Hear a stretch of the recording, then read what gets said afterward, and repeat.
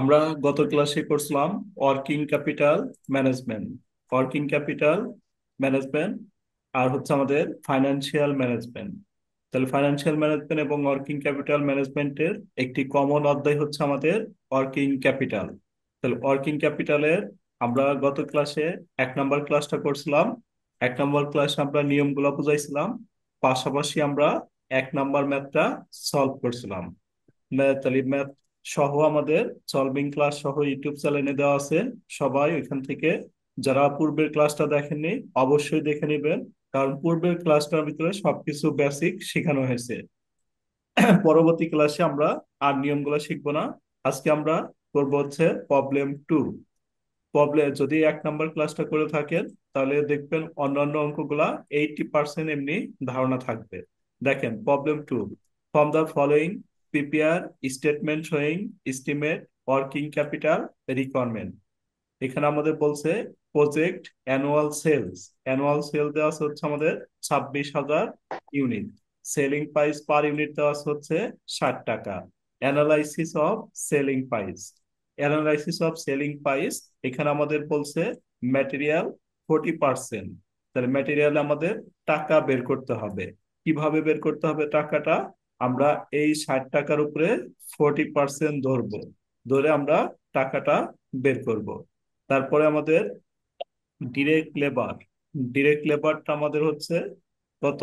30%। তাহলে এই 60 টাকার উপরে 30% ধরে আমরা লেবারের টাকাটা বের করব। ওভারহেড, ওভারহেড আছে আমাদের হচ্ছে 20%। এই 60 টাকার উপর আমরা 20% ধরে ওভারহেডের রেটটা বের করব। প্রফিট আমাদের ওয়ার্কিং ক্যাপিটালে অন্তর্ভুক্ত হয় না, এই জন্য প্রফিটটা আমাদের দরকার নেই। তাহলে আমার দরকার কি? Material, labour, overhead. এগুলো আমরা পার্সেন্টেজ থেকে টাকাকে কনভার্ট করব, এই 60-এর উপরে পার্সেন্ট ধরে ধরে টাকাতে কনভার্ট করব। আমাদের এখানে সময়গুলো একটু ভালোভাবে খেয়াল করতে হবে। দেখেন, র ম্যাটেরিয়াল আমাদের দেওয়া ছিল 3 উইক। প্রোডাকশন প্রসেস এখানে মানে ওয়ার্ক ইন প্রসেস, WIP, এটা আমাদের দেওয়া আছে 4 week. Credit allowed to debtor 5 week. তারপরে credit from supplier 3 week. Lag payment of wages and overhead 2 week. Finish good দেওয়া আছে আমাদের 2 week. Cash in hand expected to be 10% net working capital. যখন cash in হ্যান্ডের সাথে percentage থাকবে, তখন এটা আমাদের ক্যাশ ইন হ্যান্ডের টাকা আর হবে না, এটা আমাদের হবে হচ্ছে কি কন্টিনজেন্সি বা মার্জিনের টাকা। তাহলে আমাদের এট ফার্স্টে একটা কাজ করে নিতে হবে। কি কাজ করে নিতে হবে আমাদের? এই যে পার্সেন্টেজ গুলো যে দেওয়া আছে, এই পার্সেন্টেজ থেকে আমাদের ম্যাটেরিয়াল, লেবার, ওভারহেড এর রেট নির্ণয় করতে হবে। তাহলে ম্যাটেরিয়াল, লেবার, ওভারহেড এর রেটটা আমরা কিভাবে নির্ণয় করব? এর জন্য আমরা একটা ওয়ার্কিং করব। তাহলে এই যে ওয়ার্কিং আমরা এভাবে লিখবো যে calculation of total cost. Total cost লিখে আমরা লিখবো ম্যাটেরিয়াল। তাহলে আমরা সব পার্সেন্টেজ এই 60-এর উপরে ধরবো। তাহলে ম্যাটেরিয়ালের জন্য 40%, 60 গুণন 40%, এই যে টাকা বের হয়ে গেল, ম্যাটেরিয়াল 24 টাকা। তারপর আমাদের লেবার 30%, তাহলে 60 × 30%, তাহলে আমাদের হলো 18 টাকা। তারপর আমাদের ওভারহেড 20%, তাহলে আমরা লিখবো 60 × 20%, 12 টাকা। তাহলে এই যে ম্যাটেরিয়াল, লেবার, ওভারহেড, এটা যোগ করলে আমরা পাবো হচ্ছে টোটাল কস্ট। এই টোটাল কস্ট দিয়ে আমরা দুইটা জিনিস নিতে পারি। একটা হচ্ছে কি নিতে পারি বলতে পারবেন আপনারা? একটা হচ্ছে ফিনিশ গুড নেওয়া যাবে, আর একটা হচ্ছে ডেটর। তাহলে ফিনিশ গুডের রেট আমরা ধরবো হচ্ছে কত টাকা? ম্যাটেরিয়াল, ফিনিশ গুডে কি আমরা ফিনিশ গুডের নিয়ম পড়ছিলাম, ম্যাটেরিয়াল 100%, লেবার 100%, ওভারহেড 100%। তাহলে এই তিনটার 100% ধরে আমাদের কত হবে? 54 টাকা। আবার সানডি ডেটর এই তিনটা আসবে, এর সাথে সেলিং এক্সপেন্স, অ্যাডমিনিস্ট্রেটিভ এক্সপেন্স আসবে, কিন্তু এই অঙ্কে সেলিং এক্সপেন্স নাই, অ্যাডমিনিস্ট্রেটিভ এক্সপেন্সও নাই।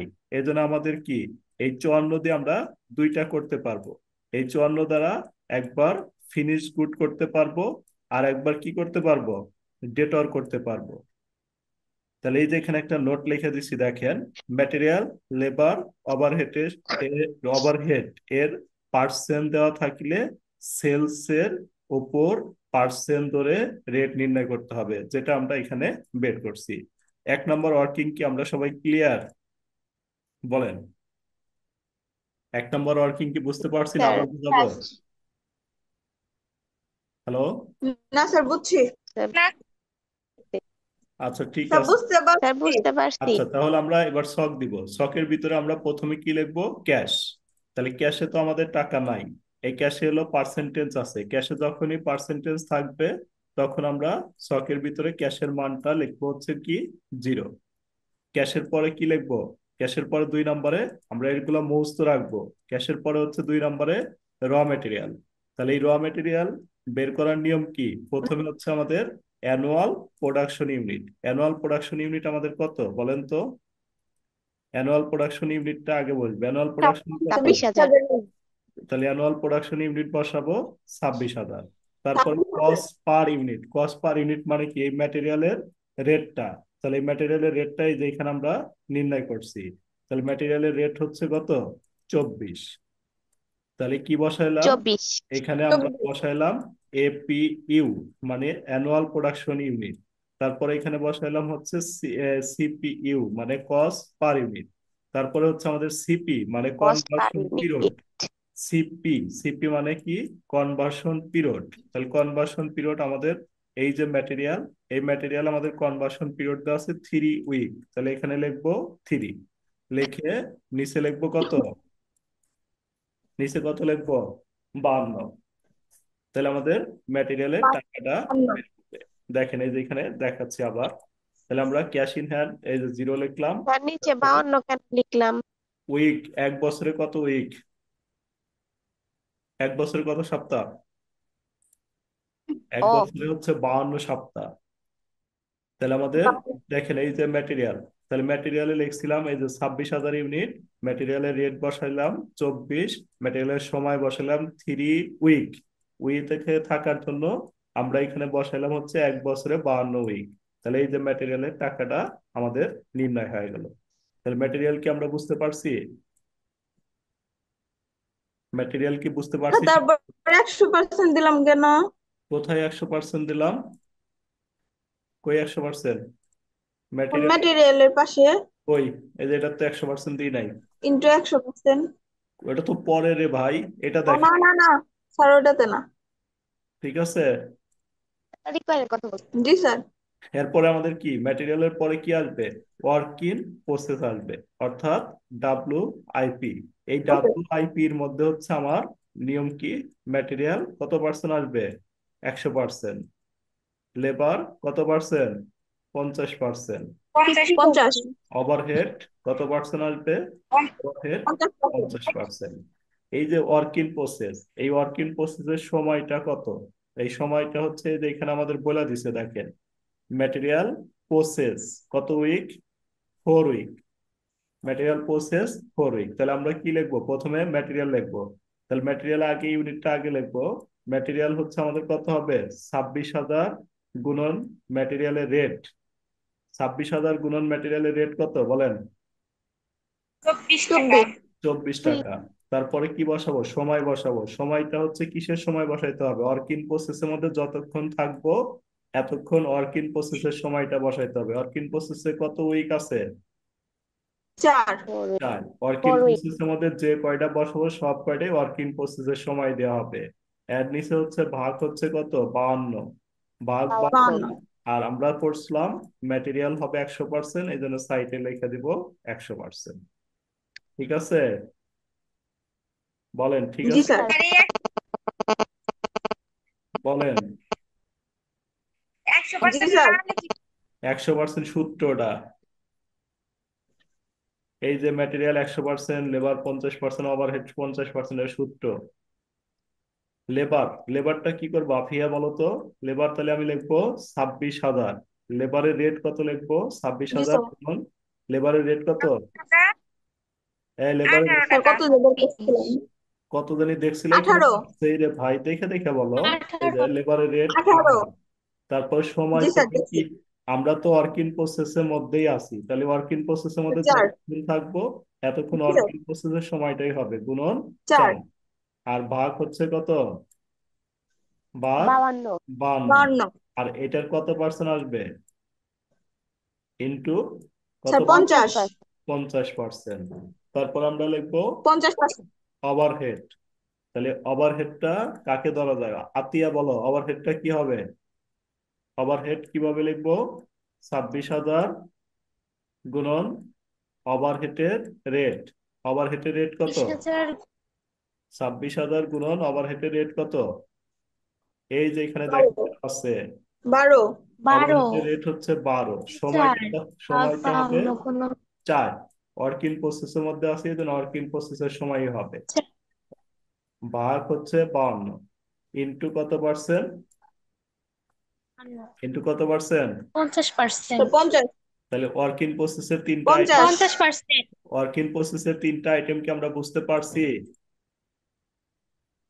এই যে দেখেন এখানে জি আবার স্যার বলতেছি, দেখেন ওয়ার্ক ইন প্রসেসের সময় ছিল 4 উইক। তাহলে আমরা লিখবো 26,000 গুণন ম্যাটেরিয়ালের সময়, ম্যাটেরিয়ালের রেট 24, আর এই যে 4 সপ্তাহ, এই যে 4 ভাগ হচ্ছে 52, ম্যাটেরিয়ালের 100%, এই যে 100% ধরে এখানে বসাবো। লেবার এই 26,000 হবে, লেবারের রেট হলো 18, আর এই যে 4 এখানেও আসবে। ভাগ 52, লেবারের 50%, 50% ধরে এত বসাবো। ওভারহেড আবার 26,000 লিখবো, ওভারহেডের রেট হচ্ছে 12, আর সময় হচ্ছে এই 4ই আসবে, নিচে 52 ইন্টু 50%। তাহলে আমরা ম্যাটেরিয়াল এবং ওয়ার্ক ইন প্রসেস এই দুইটা কি বুঝতে পারছি সবাই? প্রত্যেকটা অঙ্কের কাজ সেম জি জি থাকবে। স্যার স্যার তাহলে অন্যান্য অঙ্কে কি এই কাজটুকু করতে পারবো আমরা?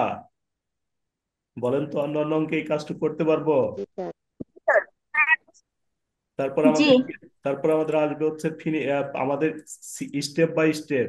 কারেন্ট অ্যাসেটের মধ্যে আমরা 6টি অ্যাসেট পড়ছিলাম। এই কারেন্ট অ্যাসেটের মধ্যে আমরা 6টি অ্যাসেট পড়ছি। 6টি অ্যাসেটের মধ্যে আমরা দিলাম কি? ক্যাশ দিলাম। তারপরে দিলাম ম্যাটেরিয়াল। তারপরে দিছি WIP। তাহলে 3টা গেছে, আরো 3টা আমাদের আছে। 4 নম্বরে আমরা পড়ছিলাম কি? Finish good. আপনারা আপনারা এগুলা আয়ত্ত রাখবেন, সুন্দর করে নোট করে দিছি। Finish good. তাহলে ফিনিশ গুডে আমরা কি বসাবো? ফিনিশ গুডে লিখবো হচ্ছে ম্যাটেরিয়াল, লেবার, ওভারহেডের যোগফল দ্বারা ফিনিশ গুড করবে, এটা মনে রাখবেন। Material, labour, overhead. কারণ হচ্ছে ম্যাটেরিয়াল 100%, এই 24-এর 100% কত হয়? এই 24-এর 100% 24, স্যার 18, 24 18-র 100% 18, 12-র 100% 12।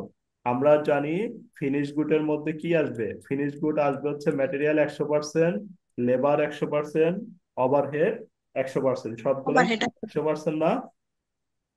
জি স্যার তাহলে আমরা এই জন্য যোগফল দিয়ে নিব। তাহলে ফিনিশ গুড লিখবো, লিখে প্রথমে ইউনিটটা বসাবো। ইউনিট কত আমাদের? ইউনিট কত? স্যার 26,000 26,000। তারপর আমরা রেটটা বসাবো, ফিনিশ গুডের রেট। তাহলে ফিনিশ গুডের 54 রেট হবে ম্যাটেরিয়াল, লেবার, ওভারহেডের যোগফল। তাহলে বসাইলাম 54। তারপরে সময়, এখানে আমরা পরে বসাবো। ফিনিশ গুডের সময় এটুকের মধ্যে আমাদের দেওয়া থাকবে, এই যে দেখেন ফিনিশ গুড আর হুইলস 2 উইক। তাহলে কি লিখবো? 2। ভাগ হচ্ছে কত লিখবো? 2 ভাগ হচ্ছে 52। বা তাহলে আমাদের ফিনিশ গুড হয়ে গেল। তারপরে লিখবো কি? ডেটর। ডেটরে কি লিখবো একজন বলেন তো? ডেটরে কি লিখবো? ডেটরে লিখবো 26,000 26,000। ডেটরে যেহেতু আমাদের সেলিং এক্সপেন্স, অ্যাডমিনিস্ট্রেটিভ এক্সপেন্স নাই, সেলিং এক্সপেন্সও নাই, অ্যাডমিনিস্ট্রেটিভ এক্সপেন্সও নাই। তাহলে কি সেলিং এক্সপেন্স, অ্যাডমিনিস্ট্রেটিভ এক্সপেন্স থাকলে আমরা এটার সাথে যোগ করব সেলিং এক্সপেন্স আর অ্যাডমিনিস্ট্রেটিভ এক্সপেন্স। যেহেতু নাই, তাহলে যোগ করার কোনো স্কোপ নাই। তাহলে এই 54 হবে না? বলেন তো। স্যার জি যদি স্যার 54 সেলিং হবে এক্সপেন্স এবং অ্যাডমিনিস্ট্রেটিভ এক্সপেন্স না থাকে, তাহলে আমাদের ডেটর ফিনিশ গুডের যেটা রেট হবে ওইটাই ডেটরের রেট হবে। তাহলে এই 54 বসাইলাম, কিন্তু সময় কিন্তু সেলস। ডেটরের সময় এখানে আলাদা আলাদা দেওয়া থাকবে, দেখেন। ক্রেডিট অ্যালাউড টু ডেটর কতদিন দেওয়া আছে? 5 উইক 5। এই যে 5 লিখলাম। আর ভাগ হচ্ছে কত লিখবো? 52। 52 স্যার হ্যাঁ বলেন। উপরে যে সেলিং প্রাইস পার ইউনিট দেওয়া আছে ওইটা কিসের? সেলিং প্রাইস পার ইউনিট মানে কি? ওটা কি সেলিং এক্সপেন্স নাকি বিক্রয়? বলেন। স্যার বিক্রয় তাহলে ওটা কি এক্সপেন্স স্যার না? বিক্রয় তাহলে বিক্রয় কি এখানে আসার স্কোপ আছে? তাহলে আমরা না স্যার এই যে ফিনিশ গুডটা লিখলাম, সানডে ডেটরটা লিখলাম। তাহলে আমরা যে আরেকটা এক্সপেন্স ছিল আমাদের প্রিপেইড এক্সপেন্স, এই অঙ্কে আমাদের প্রিপেইড এক্সপেন্স নাই, এজন্য লেখি নাই। তাহলে দেখেন এগুলা সিরিয়ালি লিখবো: cash, raw material, work in process, finish good, sundry debtor, তারপরে প্রিপেইড এক্সপেন্স যদি থাকে। প্রিপেইড এক্সপেন্স আজকে অঙ্কে নাই, তাহলে আমরা দিলাম না। তাহলে আমরা এবার যোগ করলাম টোটাল কারেন্ট অ্যাসেট। তাহলে এইগুলো যোগ করে লিখলাম হচ্ছে টোটাল কারেন্ট অ্যাসেট, এটা বের হলো। এই কারেন্ট অ্যাসেট পর্যন্ত কি আমরা বুঝতে পারছি? জি স্যার। জি স্যার। জি স্যার। কারো সমস্যা আছে? বলেন, না। যদি থাকে আবার বলে না দিব। স্যার। আচ্ছা, তা কারেন্ট অ্যাসেট থেকে আমরা কি করব? লেস কারেন্ট লায়াবিলিটিসটা বাদ দিব। তাহলে কারেন্ট লায়াবিলিটিস বাদ এর দিব। মধ্যে আমরা কিভাবে নিয়ে আসবো? দেখেন, কারেন্ট লায়াবিলিটিস এর মধ্যে প্রথমে লিখবো হচ্ছে ক্রেডিটর, বা ক্রেডিটরের আরেকটা নাম কি? ক্রেডিটর বা অ্যাকাউন্টস পেয়েবল, অ্যাকাউন্টেবল। অথবা অ্যাকাউন্টস পেবল। প্রথমে আগে সবার সাথে ইউনিটটা বসাইতে হবে। তাহলে আমি অ্যাকাউন্টস পেবলে যাই, হ্যাঁ, ইউনিটটা বসাইলাম আগে। কত ইউনিট? 26,000। 26,000। পরে কি দরকার? রেট দরকার। আমরা নিয়মে পড়ছিলাম এই ক্রেডিটরের জন্য কি রেট কি দেওয়া থাকবে কি থাকবে না? ক্রেডিটরের জন্য স্যার দেওয়া থাকবে না। থাকবে না। তাহলে আমরা নিয়মে পড়ছিলাম ক্রেডিটরের জন্য কোনো রেট বরাদ্দ থাকবে না। এই ক্রেডিটর ধার নিবে, কার থেকে ধার নিবে? র এই মেটেরিয়াল। ক্রেডিটরের রেটটা আসবে হচ্ছে ম্যাটেরিয়াল থেকে। অর্থাৎ ম্যাটেরিয়ালের যে টাকা রেট থাকবে, ক্রেডিটরে এই টাকাই বসাইতে হবে। তাহলে এই যে ম্যাটেরিয়াল আমরা দেখতেছি, ম্যাটেরিয়াল হচ্ছে আমাদের 24 টাকা। তাহলে আমাদের ক্রেডিটরে কত টাকা আসবে? ক্রেডিটর 24। 24 টাকা। যে টাকা ক্রেডিটরে থাকবে ওই টাকাই এখানে চলে আসবে। তাহলে এখানে আমরা বসাবো 24। তারপরে সময়, সময় কিন্তু আমাদের আলাদা আলাদা দেওয়া থাকবে। দেখেন, এই যে ক্রেডিট উইক। সাপ্লায়ার, সাপ্লায়ার মানে পাওনাদার, মানে অ্যাকাউন্টস পেয়েবল 3। তাহলে এই যে 3 লিখলাম। আর ভাগ হচ্ছে কত? ভাগ 52। 52। তাহলে আমাদের ক্রেডিটর হইলো। ক্রেডিটরের পরে কি? ল্যাক পেমেন্ট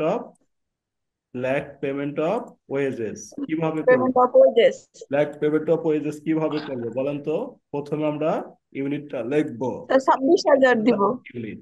তাহলে এই যে ল্যাক পেমেন্ট অফ ওয়েজেস, এটার জন্য কোনো রেট দেওয়া থাকবে না। এটা কার রেট আসবো? লেবার এটা বা ওয়েজেস এর রেট আসবে। লেবারের। তাহলে লেবার বা ওয়েজেস এর রেট কত? কত? 18। 18। তাহলে বসাইলাম 18। তারপর আমাদের সময়টা দেখেন, এই যে এখানে lack payment of wages and overhead 2 week. তাহলে গুণন হচ্ছে 2, ভাগ হচ্ছে 52।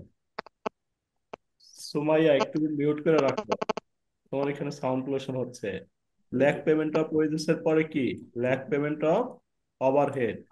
ল্যাক পেমেন্ট অফ ওভারহেডটা কি করবো Afia? Lag payment of overhead কিভাবে হবে আমাদের? 26,000 26,000 গুণন over lag payment sir of গুণ ওভারহেড। এই ল্যাক পেমেন্ট ওভারহেডের অফ রেট ওভারহেড কি? রেট কি দেওয়া থাকবে? 12। ল্যাক পেমেন্ট অফ না ওভারহেড স্যার। থাকবে না। দেওয়া থাকবে না। তাহলে ওভারহেড থেকে নিব আমরা। ওভারহেডের রেট হচ্ছে 12। আর সময় কিন্তু এই যে দুইটা একসাথে বলে 12। দেবো, ওয়েজেস অ্যান্ড জি sir. Overhead. Wages and 2। Overhead 2 week. তাহলে এখানে 2 লিখবো, ভাগ 1। এভাবে আমরা অঙ্কটা সলভ করব। দেখেন তো, আমরা কারেন্ট লায়াবিলিটিস এর তিনটা কি বুঝতে পারলাম? Creditor, lack payment of wages, lack জি পেমেন্ট স্যার। ওভারহেড, এই তিনটা কি আমরা বুঝতে পারছি না কারো প্রবলেম আছে বলেন?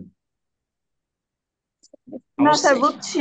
প্রত্যেকটা ম্যাথই সেম, এইভাবেই করতে হবে। তাহলে আমরা কি করবো? এবার কারেন্ট অ্যাসেট যোগ করব।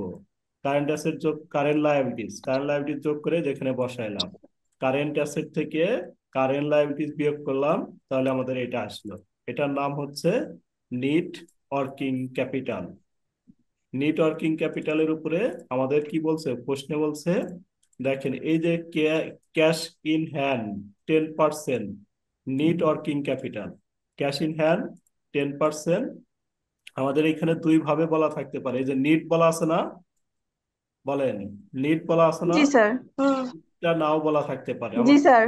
ওয়েট, এইভাবে বলা থাকতে পারে 10% অফ ওয়ার্কিং ক্যাপিটাল। তাহলে সাপোজ মনে করেন 1,20,000 টাকা ওয়ার্কিং ক্যাপিটাল আমার বের হলো। যদি আমাদের নিট বলা না থাকে, তখন আমি কি করব? এই 1,20,000-এর উপরে সরাসরি 10% ধরে দিব। 1,20,000 গুণন 10%, যেটা বের হবে এটাই আমার ফলাফল জি হচ্ছে 12,000। ঠিক আছে। আর যদি নিট বলা থাকে, জি স্যার। নিট বলা থাকলে আমরা সরাসরি পার্সেন্ট ধরতে পারবো না। তাহলে কি করব? নিট বলা থাকলে আমাদের যে পার্সেন্ট থাকবে, ধরেন এই যে উপরে 10% আছে, তাহলে উপরে 10, 100 থেকে 10 বাদ দিলে নিচে হবে কত? নিচে 90। 90। যদি আমাদের 20% থাকে তাহলে কি 90 বলেন? 20% থাকলে কি করব? গুণন 20, স্যার, 20 ভাগ 80। 80। তাহলে আজকের অঙ্কে আমাদের খেয়াল ভাগ করতে, 80। আমাদের ভালোভাবে খেয়াল করতে হবে নিট শব্দটা আছে কি নাই। দেখেন এর জন্যই কিন্তু অঙ্ক ভুল যাইতে পারে। আপনি নিটটা পড়তে মিস্টেক করে ফেলাইলেন, তখন কিন্তু অঙ্কের রেজাল্ট পরিবর্তন হয়ে যাবে। আর ফিনান্সে পরিবর্তন হয়ে গেলে কিন্তু মার্ক 0। তাহলে আপনি কি করবেন? ভালোভাবে খেয়াল করবেন প্রশ্নটা। তাহলে আজকের অঙ্কে কি আছে? নিট আছে না? নিট আছে? জি স্যার। তাহলে আজকের অঙ্কে কিভাবে বের করবো আমরা? এই যে জি দেখেন, স্যার, নেট আছে। আমাদের ওয়ার্কিং ক্যাপিটাল বের হয়েছে কত? 2 লক্ষ। কত বের হইলো? 10% দেওয়া আছে। 2,37,000 বের হয়েছে না? 37,000। 2,37,000 গুণন 10 জি স্যার। বাই 90। এটার নামই হচ্ছে মার্জিন 90। অথবা কন্টেনজেন্সি। এই মার্জিন বা কন্টেনজেন্সি যোগ করার পর যেটা হবে, এটাই হচ্ছে আমাদের ওয়ার্কিং ক্যাপিটাল রিকোয়ারমেন্ট। সব অঙ্কে এটা নাও থাকতে পারে। এটা যদি না থাকে তাহলে আমাদের নিট ওয়ার্কিং ক্যাপিটাল পর্যন্তই অঙ্ক শেষ হয়ে যাবে। ঠিক আছে? জি স্যার। বুঝতে পারলেন? জি স্যার, বুঝতে পারছি। আর একটা ম্যাথ নিয়ে অ্যানালাইসিস করি, তাহলে দেখবেন আরো ভালো বুঝতে পারবেন।